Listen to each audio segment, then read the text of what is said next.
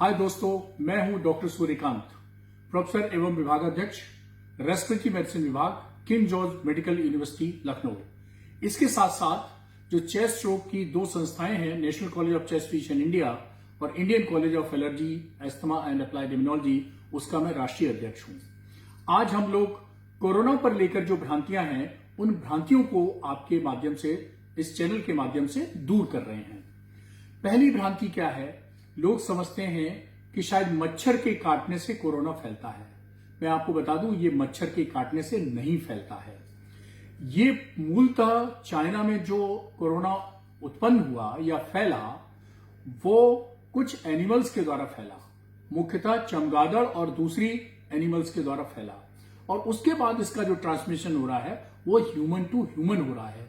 हमारे देश में जितने भी कोरोना के बीमार हो रहे हैं, उसमें 90% या उससे भी ज्यादा जो केसेस आ रहे हैं, वो सब केसेस उन लोगों के कांटेक्ट में होने से आ रहे हैं, या तो वो स्वयं बाहर से आए हैं, विदेशों से, दूसरे देशों से जहां पर कोरोना प्रभावित संख्या ज्यादा है, या उनके संपर्क में आने से हो रहा है। एक बात।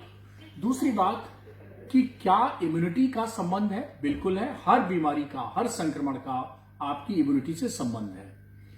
अगर आपकी इम्यूनिटी अच्छी है तो चाहे वायरस हो, चाहे बैक्टीरिया हो, चाहे फंगस हो, या कोई भी कीटाणु और जीवाणु हो, आपको संक्रमण होने का खतरा कम रहता है, बीमार होने का खतरा कम रहता है। अगर आपकी इम्यूनिटी कमजोर है किसी भी कारण से, चाहे वो डायबिटीज हो या दूसरी बीमारियां हो, किसी भी कारण से, कुपोषण हो, मेल न्यूट्रिशन हो, एनीमिया हो, किसी भी कारण से अगर आपका इम्यूनिटी कमजोर है तो कोरोना का संक्रमण होने का खतरा ज्यादा रहता है। तीसरा, लोग अक्सर कह रहे हैं कि भाई भारतीयों की इम्यूनिटी बहुत स्ट्रांग है। भारतीयों की इम्यूनिटी तो स्ट्रांग नहीं है, क्योंकि हमारे यहाँ मेल नरिशमेंट ज्यादा है, हमारे यहाँ और भी समस्याएं ज्यादा है, हमारे यहाँ डायबिटीज भी बहुत ज्यादा है। लेकिन एक चीज भारत में जरूर है, वो क्या है? वो है कि हर्ड इम्यूनिटी। हर्ड इम्यूनिटी का मतलब होता है कि इम्यूनिटी इन मासेस, अर्थात हम बचपन से ही हम अक्सर एक्सपोज रहते हैं कीटाणु से, जीवाणु से, वायरस से, बैक्टीरिया से। दूसरे देशों के लोग हाइजीन के लेकर बहुत ज्यादा कॉन्शियस हैं, तो वो एक हाइजीन थ्योरी जिसको हम लोग कहते हैं कि ज्यादा हाइजीन से आप रहोगे तो आपकी हर्ड इम्यूनिटी कम हो जाती है। ये इंडिया के साथ जरूर प्रभावित कर रही है कि हमारी हर्ड इम्यूनिटी, क्योंकि हम बचपन से ही एक्सपोज हैं, हमारे उतना स्वच्छ वातावरण हमारे यहाँ नहीं है, हमारी उतनी हाइजीन नहीं है, तो हमारी हर्ड इम्यूनिटी या कम्युनिटी की जो इम्यूनिटी है वो थोड़ी स्ट्रांग है। शायद ये कारगर कर रही है कोरोना को लेकर। एक और चीज सामने आती है कि क्या उम्र का कोई प्रभाव पड़ता है? बिल्कुल पड़ता है। 6 साल के बच्चे और 60 साल के ऊपर बुजुर्ग, यानी फॉर्मूला है 6 to 60, less than 6 years and more than 6 years। 6 साल से छोटे बच्चे, उनकी इम्यूनिटी कमजोर होती है क्योंकि उनकी इम्यूनिटी पूरी तरह से डेवलप नहीं हो पाई होती है।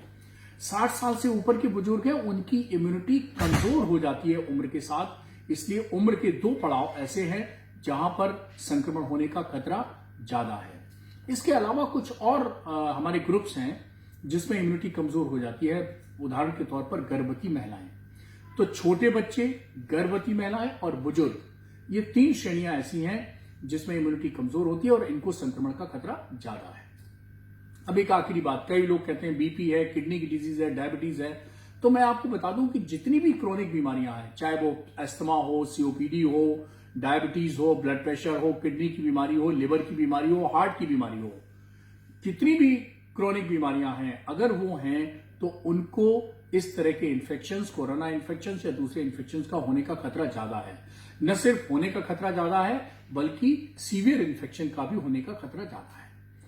एक बात मैं अंतिम रूप से दे दूं कि आखिर हम बचें कैसे। तो मेरा सुझाव है कि कोरोना को हवा मत बनाएं, इससे डरने की जरूरत नहीं है। बहुत आसान बात है कि अपनी इम्यूनिटी को स्ट्रांग रखिए, स्वस्थ आहार लीजिए, जिसमें इम्यूनिटी हमारी किससे बढ़ती है? इम्यूनिटी हमारी बढ़ती है फ्रूट्स, ड्राई फ्रूट्स और हरी सब्जियों से। इसके अलावा आप सोचें कि अंडा खाने से इम्यूनिटी बढ़ती है, मीट खाने से इम्यूनिटी बढ़ती है, तो ये बिल्कुल गलत बात है। बिल्कुल नहीं बढ़ती है, बल्कि कमजोर और होती है।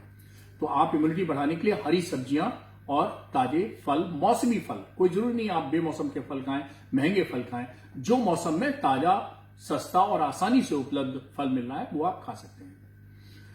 और एक बात, बड़ी क्राइसिस है मास्क को लेकर, सैनिटाइजर को लेकर। कोई जरूरत नहीं है, जेब में अगर रुमाल है, रुमाल को लपेटिए नाक और मुंह में, बहुत बढ़िया मास्क का काम करेगा।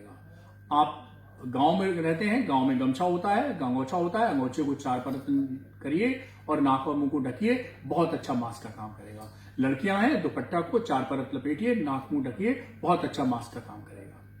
कोरोना जब किसी व्यक्ति छींकता या खांसता है तो उसके छींकने और खांसने से फैलता है। और ये मान लीजिए कुर्सी पे बैठ गया, आपके मोबाइल पे बैठ गया, किसी और धातु पे बैठ गया, तो इसकी उम्र सिर्फ 12 घंटे है। 12 घंटे बाद ये मर जाता है। तो आप चिंता मत करें, जब भी आप किसी जगह को छुएं, किसी कुर्सी को छुएं या किसी और ऑब्जेक्ट को छुएं, तो आप साबुन से मुंह धो लें, साबुन से हाथ धो लें। और जरूरी नहीं सैनिटाइजर हो, सैनिटाइजर की कोई जरूरत नहीं। आप जेब में एक पेपर सोप भी रखे हुए हैं, 2 रुपए का एक पैकेट मिल जाता है पेपर सोप का। आप पेपर सोप अपने पर्स में रखिए मान्यवर, और उससे आप जहां मौका लगे वहां हाथ धो लीजिए, कायदे से ऐदे से रगड़ रगड़ के बहुत अच्छी तरह से हाथ धो लीजिए। तो ये प्रोटेक्शन का काम करता है। दूसरी बात, ये वायरस फैलता है ठंडे मौसम में और ठंडे वातावरण में। तो और कहां से जाता है? नाक और गले से जाता है। तो आप ऐसी चीज कोई मत खाइए जो गले को ठंडा करे, अर्थात कोल्ड ड्रिंक, आइसक्रीम, इनसे अवॉइड करिए।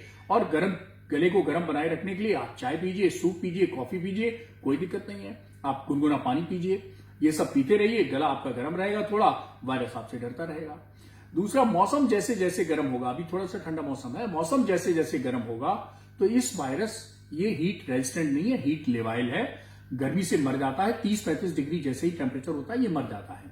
तो जैसे ही टेम्परेचर बढ़ेगा तो ये आसानी से हमारे देश में खत्म हो जाएगा। हम लोग इंतजार कर रहे हैं कि गर्मी जल्दी से जल्दी आए। अगर गर्मी नहीं तब तक आ रही, तब तक एक काम और आप कर सकते हैं कि भीड़ वाले इलाके से सबने कहा है कि बचिए, मिलने पर हाथ जोड़िए, आलिंगन करना, चुंबन करना, और ये सब ये विदेशी सभ्यताएं, हमारी सभ्यता है नहीं, भारतीय सभ्यता में नमस्ते करते रहिए, आप बचे रहेंगे। और दूसरी बात, अगर किसी भीड़ वाले इलाके में चले भी गए हैं आप, तो आप आके भाप ले लीजिए, आपके गले की सिकाई भी हो जाएगी और कुछ कोरोना पहुंच भी गए हैं तो मर जाएंगे। इन सब सुझावों को लीजिए, डरने की बिल्कुल जरूरत नहीं, लेकिन हाँ, बचाव की जरूरत है। इन बचाव को करते रहिए। बहुत बहुत धन्यवाद।